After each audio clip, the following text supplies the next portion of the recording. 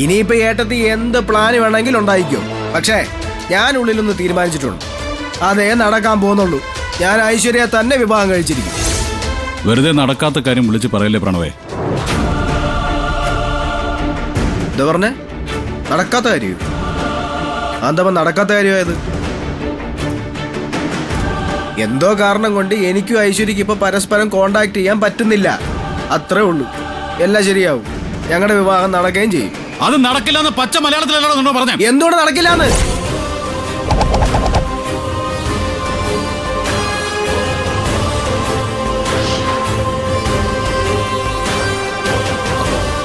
അത് പിന്നെ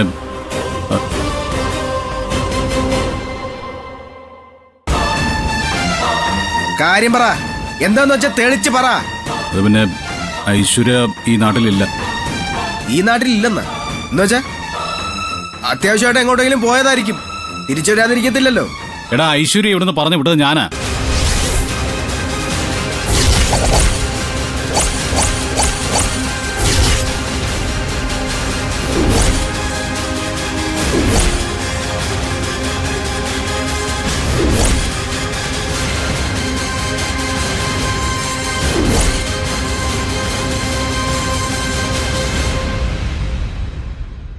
ഏട്ടൻ എന്തേ പറഞ്ഞേ?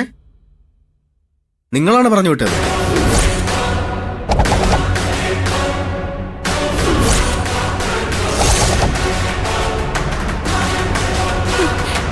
എന്താടാ എന്തൊക്കെ നീ പറയുന്നേ?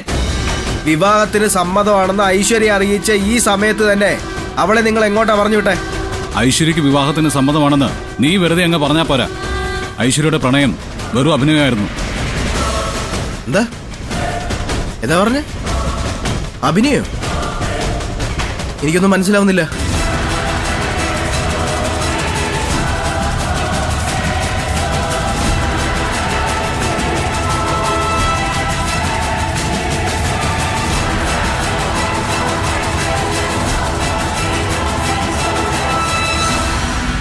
സത്യമാണ് പ്രണവേ.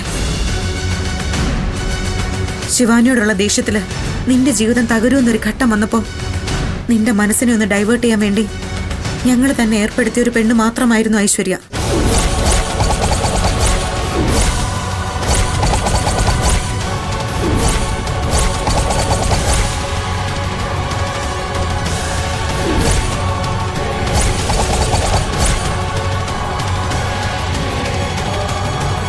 നിനക്ക് മറ്റൊരു പെണ്ണുമായി അടുപ്പമുണ്ടെന്നറിഞ്ഞാൽ ശിവാനിയുടെ മനസ്സ് മാറുമെന്നും തിരിച്ചു വന്ന് അവള് നിന്റെ കാല് പിടിച്ച് മാപ്പ് പറയുമെന്നും ഞങ്ങൾ കണക്കുകൂട്ടി.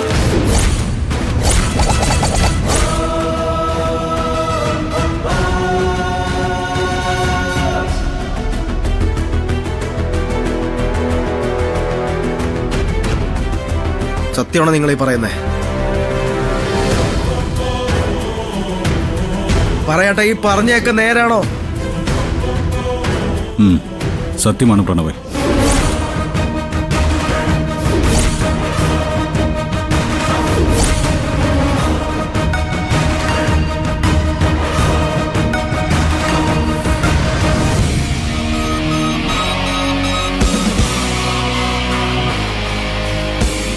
കാര്യങ്ങൾ ഇനി ഞാൻ വ്യക്തമായിട്ട് പറഞ്ഞുതരാം.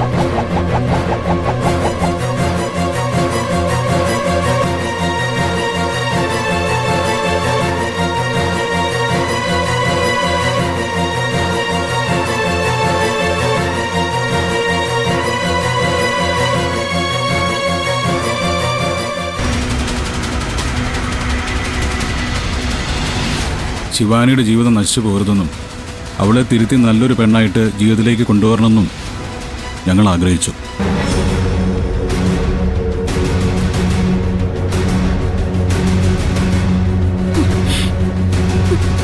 ഞങ്ങളിതൊക്കെ ചെയ്തത് നല്ലതിനു വേണ്ടി മാത്രമായിരുന്നു. ഞങ്ങൾ പ്രതീക്ഷിച്ചതുപോലെ തന്നെ ശിവാനി മാറുകയും ചെയ്തു. എനിക്കതങ്ങോട്ട് വിശ്വസിക്കാൻ പറ്റുന്നില്ല. ഐശ്വര്യ അപ്പൊ എന്റെ മുന്നിൽ അഭിനയിക്കുമായിരുന്നോ? എന്നെ പറ്റിക്കുമായിരുന്നോ?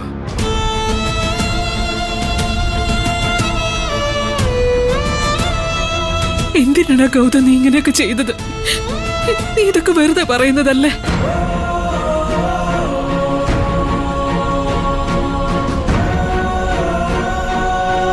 പറയട്ടാ, ശിവാനിയെ തിരിച്ചു കൊണ്ടുവരാൻ വേണ്ടി ഇതൊക്കെ ആയിട്ട് കള്ളം പറയുന്നതല്ലേ?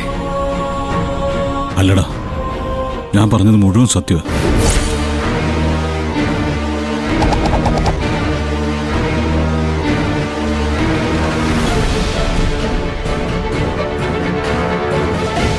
ഞങ്ങൾ ഉദ്ദേശിച്ചതുപോലെ തന്നെ കാര്യങ്ങൾ നടന്നു കഴിഞ്ഞപ്പോൾ ഇനി ഒരിക്കലും നീയും ഐശ്വര്യം തമ്മിൽ കാണാതിരിക്കാൻ വേണ്ടി അവളെ ഞാൻ ഹൈദരാബാദിലേക്ക് ഒരു ജോലി ശരിയാക്കി അയച്ചു.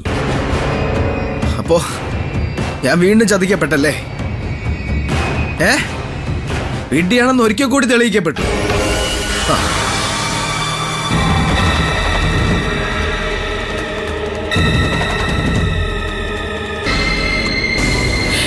മോനെ, നീ കരയല്ലേടാ, നീ വിഷമിക്കല്ലേടാ. എന്തിനാടാ നീ ഇങ്ങനെയൊക്കെ ചെയ്തത്? ഈ വിഷമം ഇവൻ എങ്ങനെ സഹിക്കും? ശരിക്കും നീ അല്ലടാ അവനെ ചതിച്ചത്.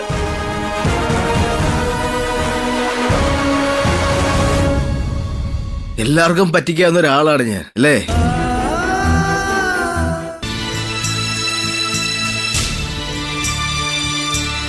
എന്നെ ഏത് വിധത്തിലും വിഡ്ഢിയാക്കാം.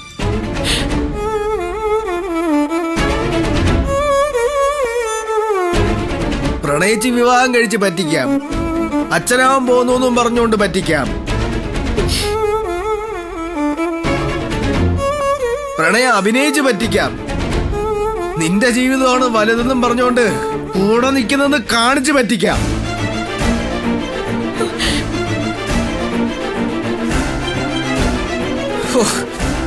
എന്തൊരു വൃത്തികെട്ടൊരു ജന്മം എന്റെ.